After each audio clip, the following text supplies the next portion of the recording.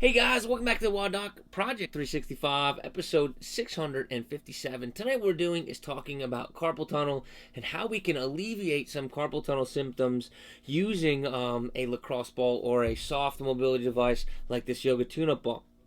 Now, a couple questions came in about carpal tunnel or carpal tunnel-like syndromes or symptoms from the users out there, so I figured I would address it. Now, traditionally, carpal tunnel used to arise with repetitive strain activities, traditionally from typing and vibrating type devices like people that use jackhammers and stuff like that in construction. However, it can also arise from hyperextension injuries that we see in the traditional functional fitness community, right? So when we think about carpal tunnel, what we're really trying to understand is that it's an irritation to the nerves that pass through the carpal tunnel. There's only actually one nerve that passes through. That's the median nerve, along with some other tendons that do that as well. But let's talk about the anatomy of it first, so that way we can better address it.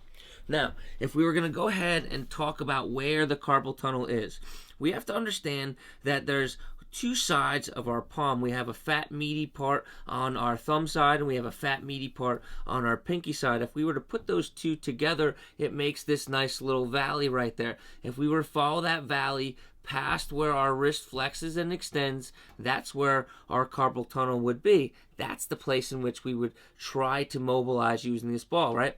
So we have a bony landmark on one side, we have a bony landmark on the other side, and we have a soft piece in the middle.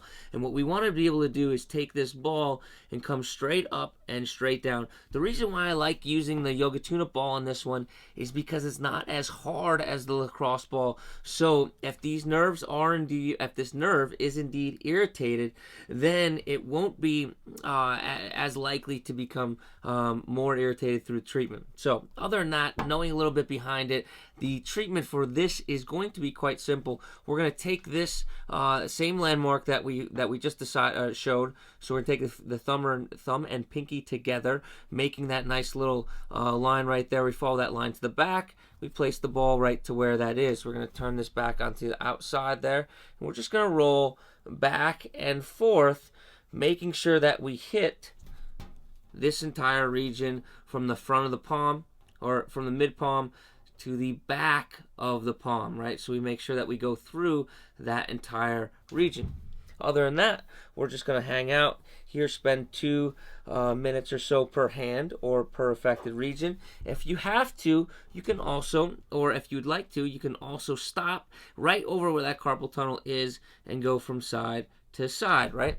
So after I make my longitudinal strokes, I'm just going to go side to side, side to side like such, okay? So longitudinal strokes, and then side to side. If you find that one area is tighter than the other, make sure that you go ahead and work on those individual meaty pads, okay? So if it's the thenar eminence or it's the hypothenar eminence, we're going to spend some time on those as well, right? So if it's my thumb eminence, right, that's the thenar eminence, we're going to spend some time rolling back and forth on that. If it's the hypothenar, we're going to spend some time rolling on that. But in all cases, we're using a soft myofascial release ball to make sure that we encompass over top of where the carpal tunnel actually is, and then make sure that we're encompassing both the hypothenar and the thenar eminences. Guys, I hope this helps you out, and until tomorrow, we're optimizing function to optimize performance.